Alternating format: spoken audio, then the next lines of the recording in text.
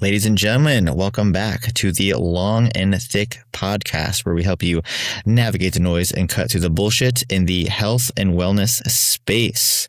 I have my longer compatriot, Ronnie Grant, and a now integral part of the podcast, Mr. Jason Colley. We'll get to that in a second. How you doing, brother? Good, guys. Glad to be back. Good to see your faces. Yeah, this is a perfect circle back moment because you were our first guest, and now, I mean, you're our first big brother, our partner in crime, so to speak. Yeah, I mean, definitely come full circle. Mm-hmm. So, Ronnie, how you doing, brother? All is well. We are in a interesting setup here, given the circumstances, which I will let Jason illuminate a little bit, but for us, it is evening on a Tuesday. Sure. Jason, for Jason, it is not quite the same. Lay it on us, future man. Sipping my 6 a.m. coffee. And it's currently less than 100 degrees here in Saudi Arabia, but it'll get over 105 today. So a little warm 8 hours across the world. My goodness. So it is in fact Wednesday there, yeah? Oh, it's Wednesday.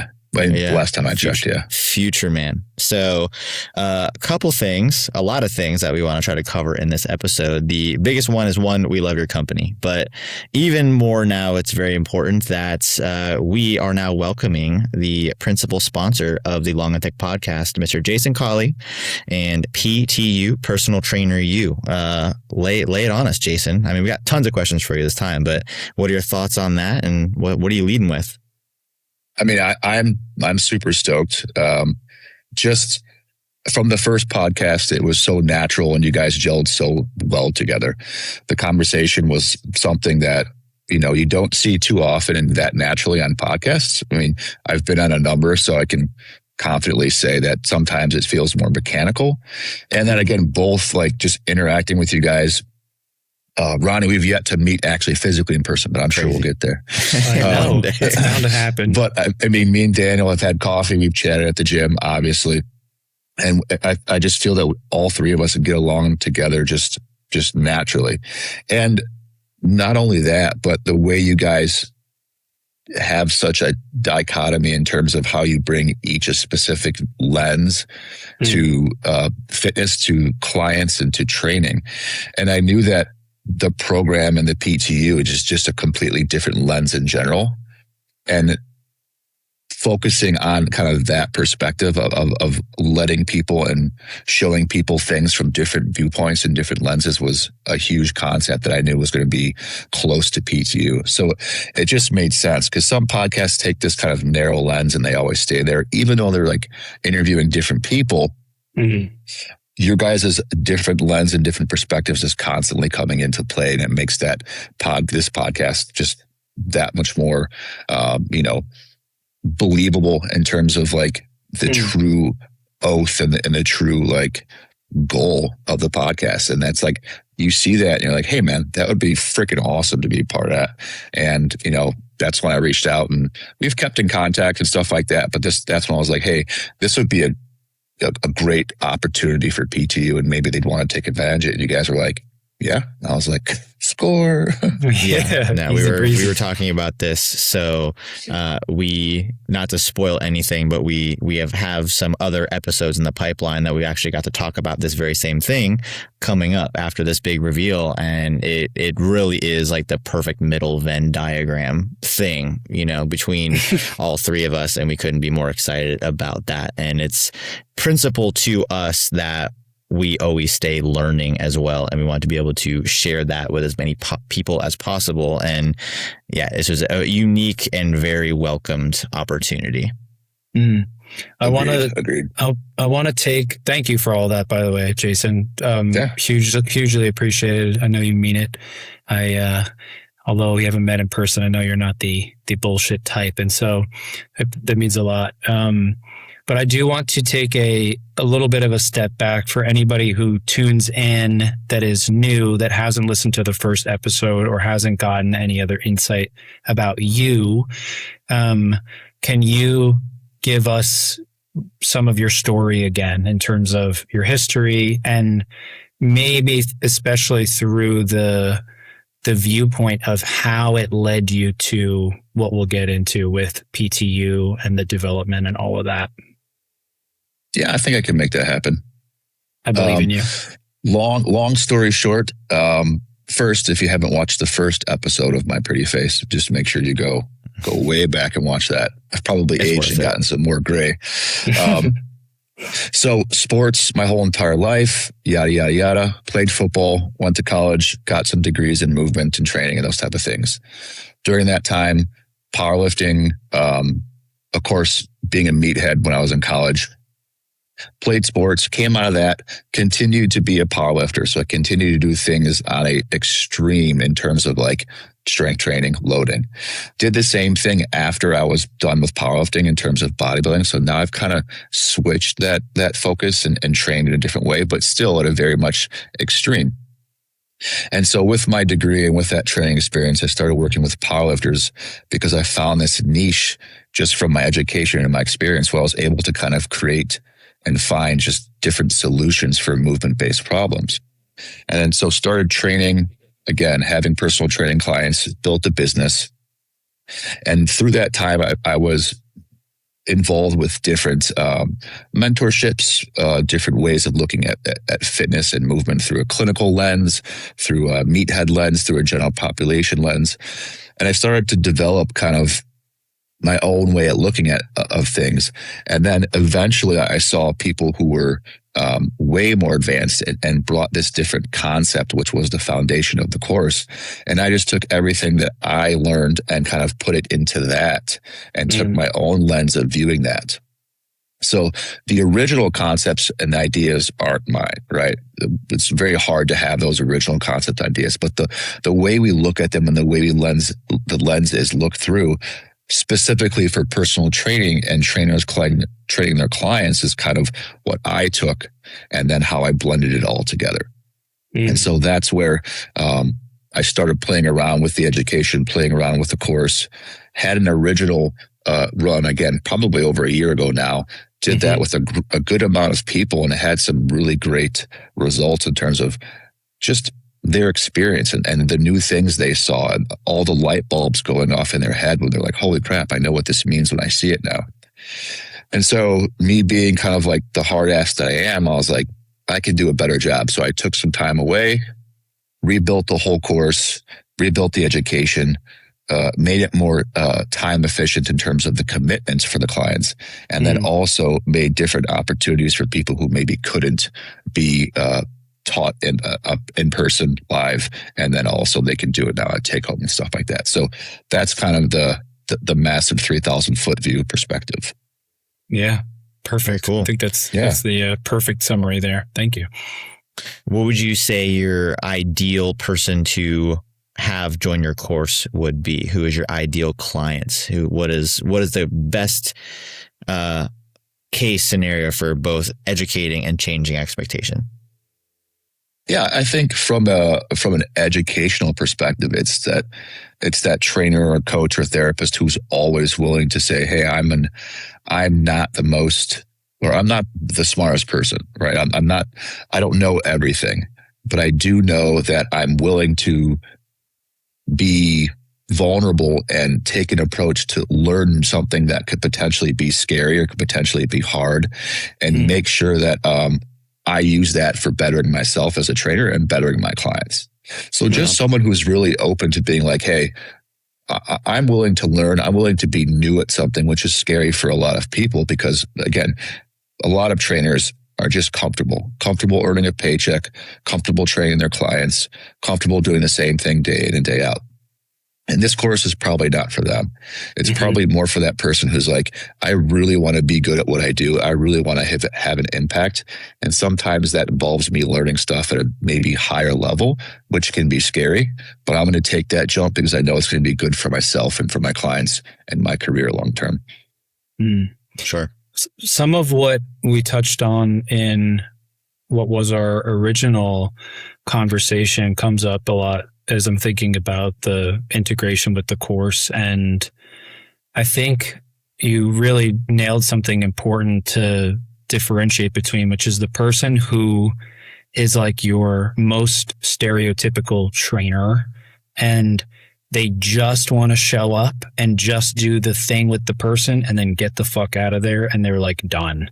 And I respect that. That's its own thing. Like, not like you said, not everybody is gonna be drawn into diving deeper. And I think the disconnect between someone saying, oh, you know, my hip feels a little funky when I do that, and this trainer that I'm describing is like, all right, well, like, let's stop, we'll move on. And it just dies there. That is not the person who this is made for. This is calling to the person who's going, okay, well, why? And can we fix it on this same exercise? Like, what actually needs to happen? The person that's thinking a little bit more critically wants to dive deeper, zoom out while appreciating the micro side of things. And so I'm glad that something like this exists, and that there is a smaller but more intense type of person that this is like made for, is like the general vibe that I get across the board. Yeah. I mean, again, this is the original concepts, the foundation principles. Those aren't mine. They're out there in the ecosphere and PRI and influenced through Bill Hartman and people like that. Mm-hmm. Those guys are who I learned through. Right. Mm-hmm. But if you take a normal personal trainer and try to interject them into those types of environments to learn, it's like, and like I have advanced degrees, and I went in there and I was like, I got to take months and years to learn this stuff, to break it down so I can use it in a way that's good for my clients. Right. Mm-hmm. And so I think that same principle applies to anybody who's going to take this course, is to understand that, hey, I'm not going to take this course and after 9 weeks, I'm going to be 100% proficient in it, right? But I want the trainer who's like, that you're talking about, who's up at night sweating and being like, I have to find a solution to this and I don't know the answer. And I'm going to take this course and it's going to be able to help me get those answers, because it gives you that lens that is just sitting in the back of your head, having like a small itch, and you don't know it's there. And then you have to itch it. And then you're like, poof, like, now I have it. Yeah. Mm-hmm. I love that. I mean, essentially you're not, oh, you go ahead. So F that trainer, but be the other trainer. Fair. Yeah, no, it's one of the, like you said it best. It's you cannot promise that you're going to give someone 25 years of mechanics experience in this course. But what you can do is arm them with a unique vision and new skill set that can be immediately applied to their day-to-day, which may break open a world of problems, which I think that's a really good place to be, because you're not being like, hey, I'm going to rewrite everything you've ever learned and everything you've done to this point is worthless. Wait for this. But it's like, no, I'm going to show you the next level, because there's always levels to this game. And you're going to expand someone's mind so they can get immediate results, not like, oh, hey, we're going to put you back to school for 8 to 10 years and, hope for the best. And you might not even be the same person on the other side. Yeah, definitely not the goal.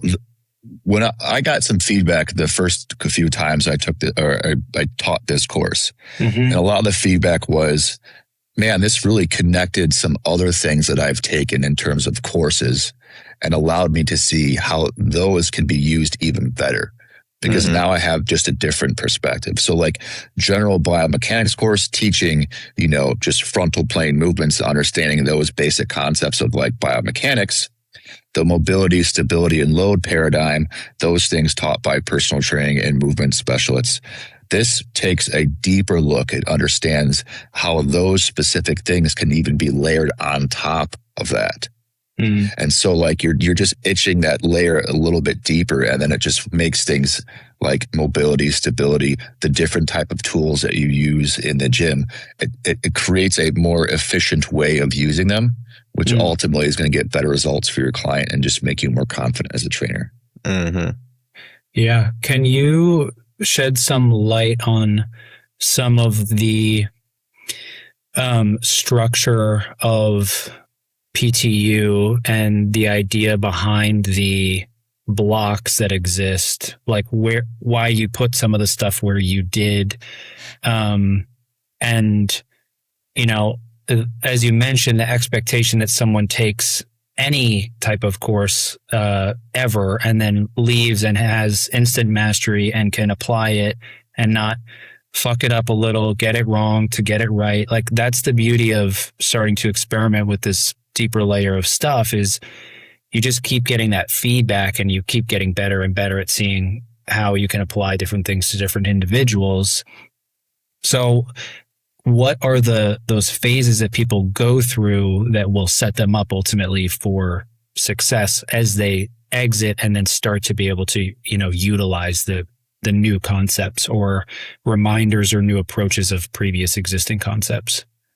Yeah, so I built the course was built in a different way before, but when I rebuilt the course, I was like, I need to have a little bit more foundational pillars, like really something to stand on rather than just a lot of information and trying to make it cohesive throughout the program.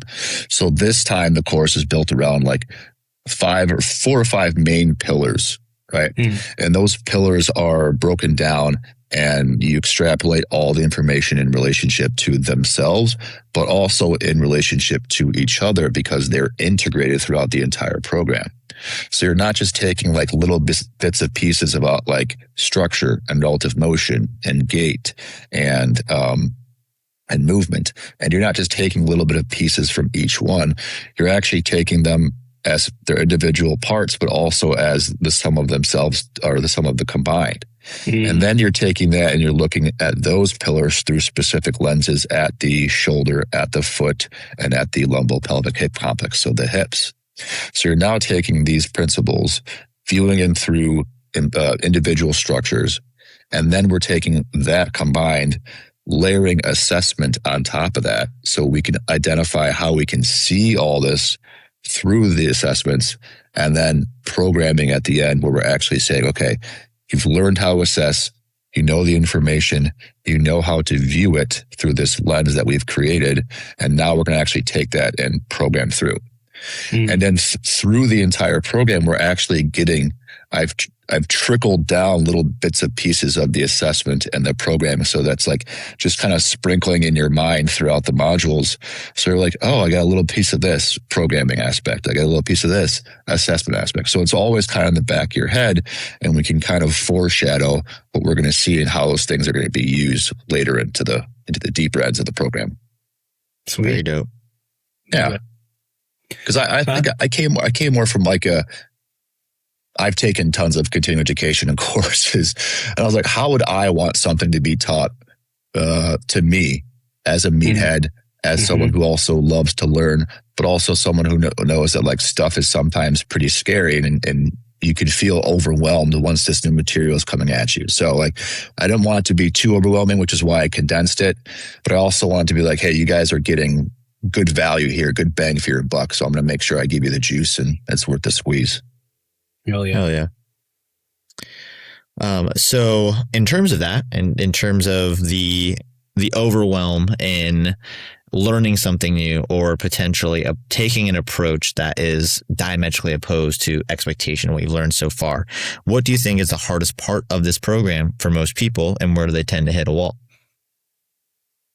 It's probably not the actual concepts, because the actual concepts make sense once you start to see it, once you start to hear them. And you can start like saying like, oh shit, that's what I'm seeing, but now I have a name to it.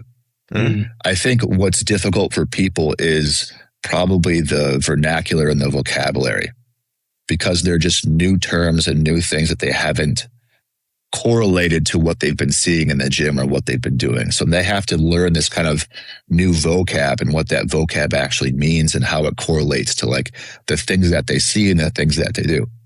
But luckily, I have a whole entire vocabulary glossary for the whole entire course broken down per module. So if there's words that you don't know, you literally just go to that module specifically, find the word, it has a definition. It has even how it's used in the module, so you have a reference guide.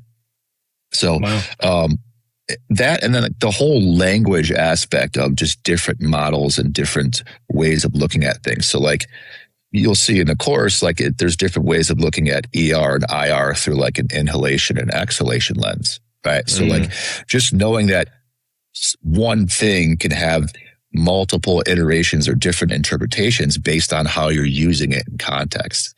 And that might be kind of a scary concept to understand, like, hey, if I'm thinking about IR, I also have to think about compression, and I think about, load absorbing, and there's this like cascade of things that all kind of fall under one root word. And so that's like a different way of thinking on top of vocabulary. But I don't think I'd be a very good teacher if I wasn't able to explain that in a good way. So I think we're covered there. Hell yeah. Yeah. We just, again, not trying to spoil things, but talked about mentorship in recently recording, and everything about this is just rings the bell of distilling down all of the things that you've seen work, all the things that you've seen get too convoluted in continuing education, that's like busy and crazy for the sake of saying absurd things that don't make sense to the client, right? Like, it's important for trainers, therapists, whoever, to be able to convey the same idea that they are assessing, seeing, and working on with the person that they're working with. Because at the end of the day, it's you and them, and you're trying to facilitate that change. So if they don't have that grasp of things, which again starts to, it's like rep over rep, and it adds up, and then you see it. It's not like you're trying to go to the book every time and remember, what did he say about IR? And that was that exhaled fuck. Now, hold on. Like, you won't think that way. And it becomes a much more fluid experience when you're actually in it with the person and seeing them change and say, wow, that feels different. Wow, that feels worse. That feels harder. Whatever the thing, you're getting that live feedback. So it's really cool to just be part of something and share in a thing that offers a lot of really potent mentorship.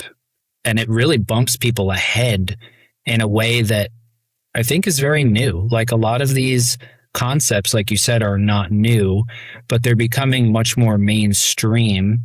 Yes. And I think, and I want you to speak on this, because I see more of this in my feed being like PRI almost exclusive. And I'm not very culty. Lots of people get real culty with stuff. I know that you are also not, and you've taken good pieces of things and said, that's sort of, I don't need that. And I think that's great. And that's what makes us be able to connect, right? So can you talk about the dangers of people who are under the assumption that they know more than they do from watching someone explain a 20-second snippet of expansion and compression versus why they should invest in something like this and, really get the ball rolling in a deeper capacity? Yeah, I mean, you could watch 2 hours of expansion and compression material and still be completely lost. Yeah. So, I mean, it's I think the whole culty vibe is out there because it's just a way to draw people into whatever that you're trying to do. And I think a lot of times creators, people who educate, sometimes have to signify the importance of their own course or their own principle by removing or pushing away certain other principles and courses. And that's definitely not what I'm trying to do here in terms of like understanding. Again, I think you have to be able to see something and view something at a very minutia based level to then be able to take that and see it from a more general 3,000 foot perspective, like you were talking about, Ronnie, in the actual training and gym room. So like knowing something at such a deeper level and then being able to go to the gym and be like, oh, that's IR, that's ER, that's inhalation, that's exhalation, that's compensation, that's structure. Like you can begin to then see it and you'll be able to use it so fluently that it kind of begins to stick more. And I think I definitely did not want this to be something that felt like this is the only course that you need to take in order to do this. Like I've had people message me that are like, hey, I'm thinking about taking this course. I'm like, freaking do it. Yeah. Like, take the prescript course, take the RTS course, to take those things, like, because you're going to learn a shit ton of information. And then eventually when you take or decide to take my course or this course, you're going to be able just to layer that in your entire system of what you've learned, and it's going to help. And by no means is mind the only way to do anything, because it's not. I just think it's easily one of the most understanding concepts or ways to look at a human, because it revolves around just the naturalization of an individual in the human world. Because we're dealing with things like just pressure change. We're dealing with things like hydraulics and how water moves throughout the system. We're dealing with, biotensegrity, which, just like the fascia of the human body. We're looking at things in a human perspective, understanding what goes around with that, and then trying to take that human and train them. Right. I think a lot of trainers just take exercises and slap them onto clients and be like, you have to do this execution, you have to do this execution, but you're not really cultivating that human aspect of it. It seems more mechanical in nature sometimes, right? Like, all right, got to get your ass bigger, we're going to do glute bridges. Got to get your quads bigger, we're going to do quad extensions. But without understanding the way biomechanics works, through knee extension, through hip extension, through stuff like that, like the things that you guys individually see when your clients are like progressing, like those are the lenses that we need to see. And I think this just kind of does a lot of that really well. Yeah. I think one thing that is very cool with something like this is you're distilling down your own decades of experience, which is, as like Ronnie said, we talked about mentorship. That's ultimately what you're doing. You're trying to synthesize something that has a lot of different touch points into a smaller amount to make it palatable for someone that will markedly accelerate their understanding and their experience. But what's unique about this to me is when you can get this to connect in a trainer or a practitioner's mind. Something that I personally see, and I'm sure Ronnie and you do as well, Jason, is that if someone is truly new with the movement and load and resistance, a lot of times they're like, it's anomalous what they're doing. They're moving their body in a way and they haven't really made that connection yet. But if you are able to arm yourself with a better understanding, you will then be able to let them understand their body better. Sure, yes. You can actually see it yourself and be like, okay, this is our North Star. This is where we need to start moving for it. But like, that's something that's always very unique to me. And I do it in a more limited capacity than you both do, is the sense of like, we're going to start programming them patterns to allow them to feel connections and interplay in their body that they don't even know exists yet. So when you can arm a practitioner with having that level of insight, but also intuition on the deeper workings, you can communicate to that client much better. Be like, hey, you might not feel anything now, but if you move your body this way or you expand or contract, your thoracic region a different way, you should be able to at least see relative motion in what's happening and have those like kind of aha moments where if a trainer makes them do 1,000,000 reps of something, they'll eventually feel a bit deeper connected. But if you can truly get to the intellect behind it and really start connecting deeper cerebral connections in that'll just make it's good for the gander for everybody involved, and it just expedites the process exponentially, which is just, I think, a really cool benefit. Is not just this is great for trainers, but this is ultimately better for connecting dots in a client's mind as well. Yeah. I mean, to be able to go to say to your client, like if you had this lens that you were using for your clients and be like, I haven't been able to squat ever. Okay, well, let's do a few of this entry breathing. Let's do a few of this, of getting some compression to release and getting some movement and some relative motion back. And then we're just going to see if you can squat again. But what the hell? What did you do? Like, you guys are both voodoo men yourself. Ronnie working in your capacity, Daniel working in your capacity. But like, you create this like this voodoo juju that you use with your clients. And I feel like you're able to take that, and then you have the confidence of your clients, and you have that confidence of the trainer yourself. And ultimately, like this whole entire like ethos is just trying to move the field forward and be better at training and getting outcome for the clients. That's it. Like we're all in this game to help people. It's cool to see people get better, become more self-sufficient, confident, and then you just feel good, and you're just a good freaking person when you're in that zone. So like, what's better than being able to bring that to someone? But what's even cooler is to be able to enjoy being a trainer and doing it really well and being good at your fucking craft, and then have that layered on top of there. Right. So that's my like Zen kind of like the goal for everybody, you know? Yeah, this is the underlying sweet cherry on top is the amount of rapport building this level of command and confidence can grant the entire connectivity between client and practitioner. So that's a really cool takeaway. It's just on the surface hidden gem that's just waiting to be peeled back. So yeah. I think one of the biggest pieces that keeps coming to mind as we're talking about this is like, okay, we have a podcast. We want to, why do people start a podcast? Well, they probably like want to make money, right? Like eventually they're trying to like make money, or like it's a thing. It's not a thing that people don't know about in terms of listening, ads, viewers, blah, blah, blah. But when I really think about like the heart and soul and why I feel more and more confident about just like our partnership with this, it's that it is so fucking profound to change somebody's life with training. And it is such a slept on, underappreciated thing. Like the girl in the pants with the sick ass and the guy with the huge biceps, like that's training. Like, no. I remember taking an FRC course 1,000 years ago, and probably one of the most outrageous things that I heard in that was when they were talking about the response time of like cells and dendrites and how long load takes to actually facilitate. And Dre was teaching it, and he was like, you can argue that you are actually changing people's DNA and the expression of their DNA. And so if you say you're just a trainer, then guess what, bitch? You are just that.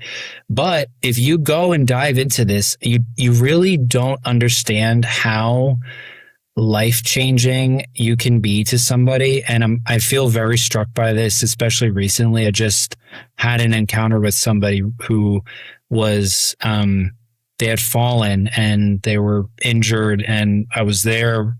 Things were fine, but I'm looking at this older gentleman, and he's so frail and like destroyed. And maybe who knows what other health things, not the point. The point is nobody gets worse training. And when you take this stuff seriously and not just the like, again, make money, do it well, have a big bougie boutique, like that's fine. That's cool. Whatever. Like it is a sign that you're doing it well, but lots of people can market well and don't know dick and don't care. And they just figured out one side of it. And so I think the thing that feels so special and important to me, and what we talk about all the time, and it seems redundant, and it is, and it's just the truth, is that like this is so life-changingly valuable. And the better that people get at understanding that and investing in things like this, it's not just like, hey, hook us up with the percent. Like that's fine. I genuinely want people to feel more equipped to help people in a much more potent way, because it's life-changing on both accounts. Like exactly like what you described, Daniel. Like it's just, there's nothing that has made me feel more fulfilled than helping people make sense of the shit that's going on with them. And so, yeah, I'm stoked about all of this and all the things that you've been working on and what's to come from who gets to sign up and be a part of it, because they're going to be way better off for it. Yeah. I mean, again, there's room for everybody in this field, right? And you don't have to know everybody. You don't have to fuck around with everybody. But like the people that I want to be around are the people like you guys, again, hence the partnership and everything. And the people who are eager to learn and who have the sentiment that you, Ronnie, do and that you, Daniel, do. It's like, listen, it's going to be a long freaking day. I'm going to be training 8 people. I'm going to be here for a long time.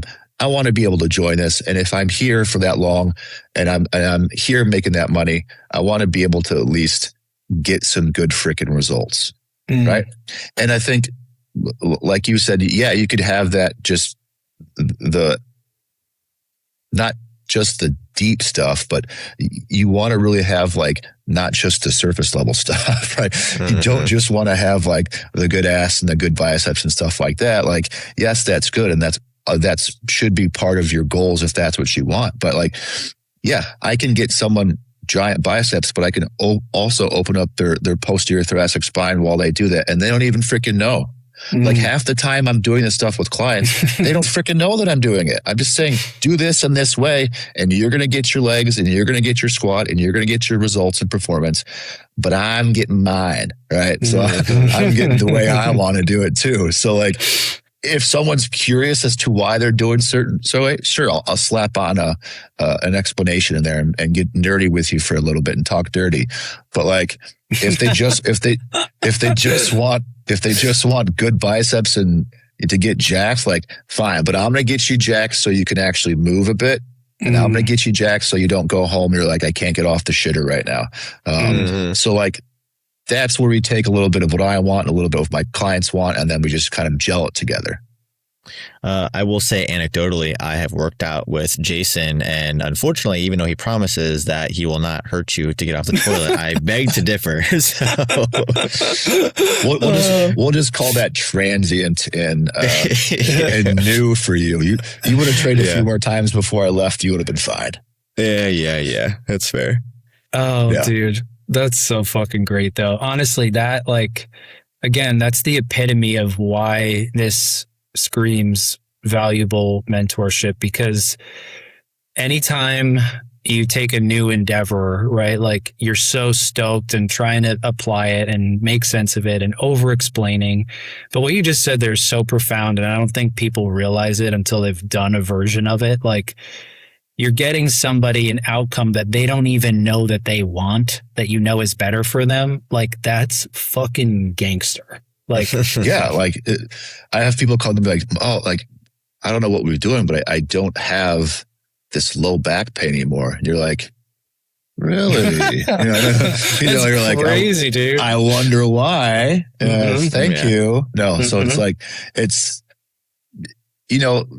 rewarding, but like, we're in a client service-based industry, right? And the client comes first, right? So I've always given like, how do I get mine out of this as well? Because I've always like, I'm doing this to make an impact, but I also have to service my clients.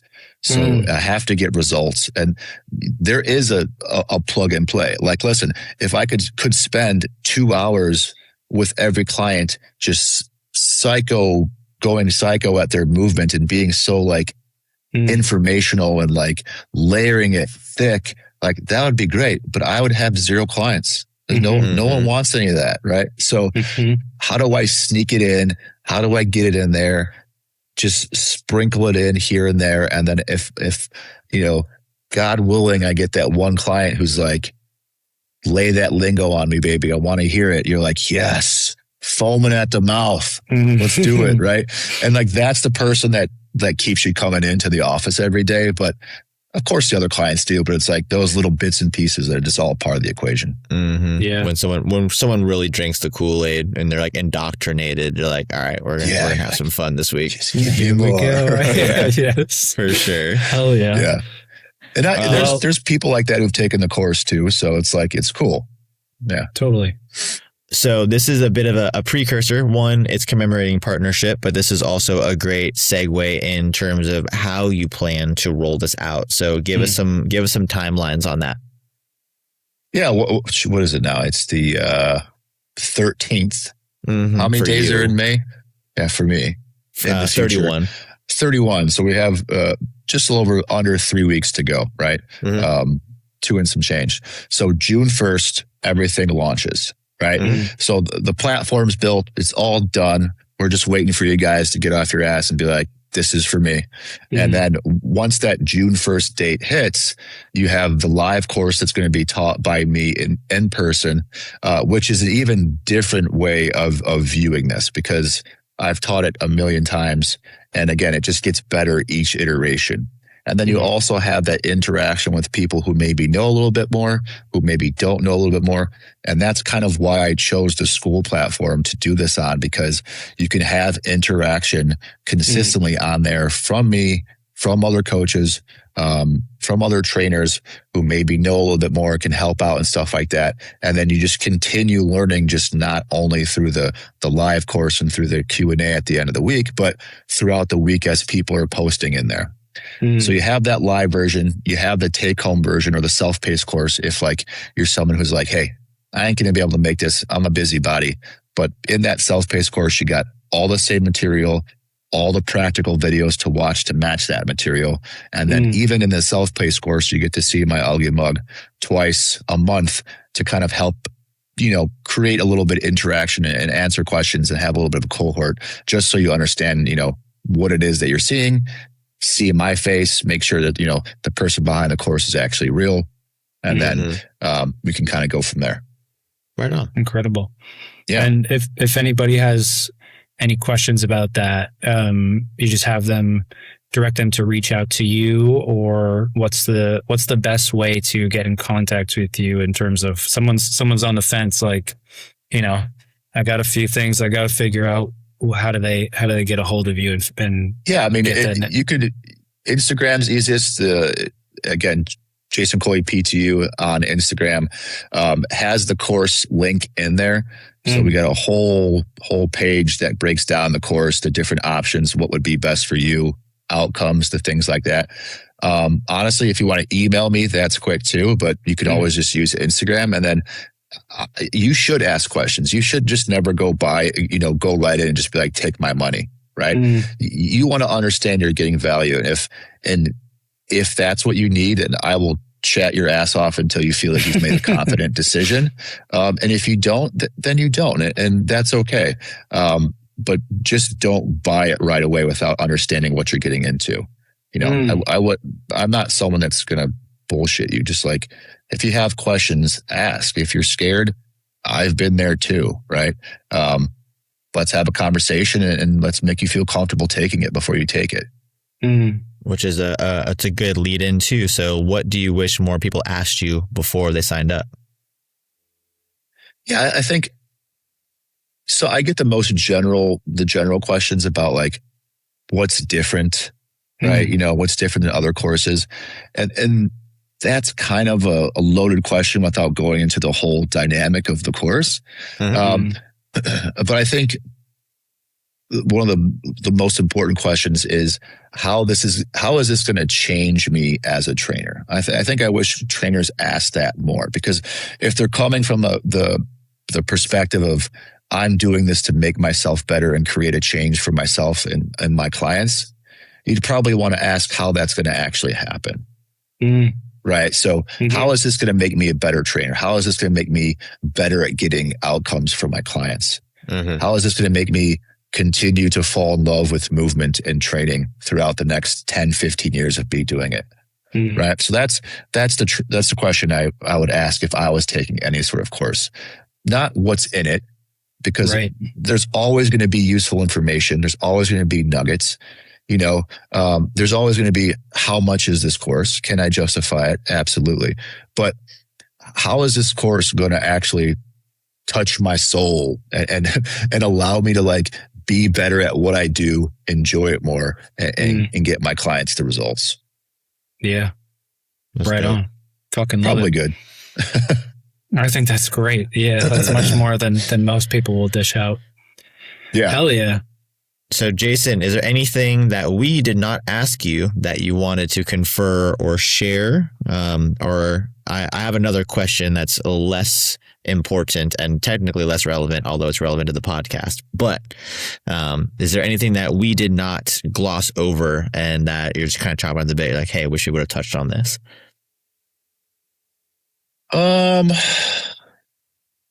No, I think if you read the page about the course, you'll get all the information you have on that. We're not going to bore you with that if you're watching this video. So you can catch all that. I think we got the message across, and I think the three of us are coming from that similar place, and viewers watching this and reading the material it's going to be obvious for them to see. So I think we covered. Yeah. I mean, there is a giant flag right there. That's the world's biggest flag, if you didn't know that. Really? Oh, shit. Yeah. So maybe next time talk about the flag, Daniel. Okay. No, yeah. Right on. Well, I have the next. Hopefully you'll be here though. Yeah. We'll just go do a podcast next to that flag at the RV place on Ellington, close to Opry Mills. We'll just go talk about that flag. That's pretty big too. Might be bigger, but who knows? I don't know. It's the biggest flag in the world. So it's very far away. All right. So the bigger question, this is the long and the thick. So 2 things. What is in your cup right now? And what has the coffee game been like in Saudi Arabia? My coffee cup is empty. What was? Keurig. So it's Keurig, but it's this local coffee brand that we got at the market. Their market's called Tamimi. Okay. It's they're like Kroger. They're like type of deal like that. And so I could have bought Starbucks, but they have this local brand that's made in Saudi Arabia. And so it's really good. The most amount of coffee shops per capita in the entire world. It has to be. Damn. So there's no alcohol here. So like tea and coffee is the bee's knees here. Okay. And so like there's certain areas where you're going to throw a stone and you're going to hit 12 coffee shops no matter what. Now, Mecca. All right. Yes, it is. It's absolutely insane. And all of it's pretty good and scantily cheap, like scary. So like it's dangerous. Like you're walking around with like 1,200 mgs of caffeine in your body. All light work. You're a hard work. Just juiced up to the gills on caffeine. And like also they're drinking caffeine at like 9, 10, 11, 12 o'clock at night. Like the lounge is the coffee lounge. It's not a bar. It's like, give me that espresso, baby. It's midnight and my night is just starting. Right. Wow. So that's what's going on in the coffee world out here. I've found my calling, I think. Yeah. Yeah. It's pretty intense and pretty crazy. Incredible. Ronnie, anything that we didn't cover on your end, brother?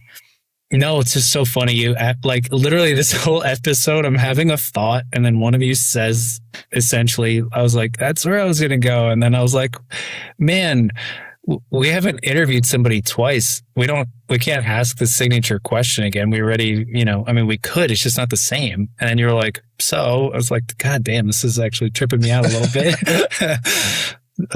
But no, I think that puts us in a good spot. And again, just such a pleasure to have you on here again and in a different capacity with something really cool to offer that is a tangible thing that, again, helps people just do all the shit that we're preaching about better. So I'm excited to see how well things roll out and the outcomes and all the stories that, come from people diving in and coming out the other side better off for it. So yeah. I think just 3 dudes with a little bit more purpose now. For sure. Yeah. I mean, Jason, cannot thank you enough. One, just for the interest and the good faith in the collaboration and the partnership sponsoring the podcast. For anyone who's listening on episodes after this, you'll have a discount code. You have to listen through to find out for PersonalTrainerU and its various iterations on the platform. So we'll have links in all of our show notes. We will have a link tree on our Instagram. You'll see a lot of new collaborative content between our 3 faces. So Jason, we cannot thank you for waking up early and taking the time and getting people acquainted with your message, your brand, and your platform. And we're just very stoked to be a part of it. Yeah, it's my pleasure, fellows. I really appreciate it again. And again, bottom of my heart, it means a lot to join a crew that has the same focus, the same intent, and doing it from such a chill, natural place with no other, intentions behind it, but just to do good. That feels good to be a part of. Hell yeah, man. We appreciate that. Yeah. Enjoy your sleep. I will enjoy my day. That's all right. Enjoy your day, brother. That's a first.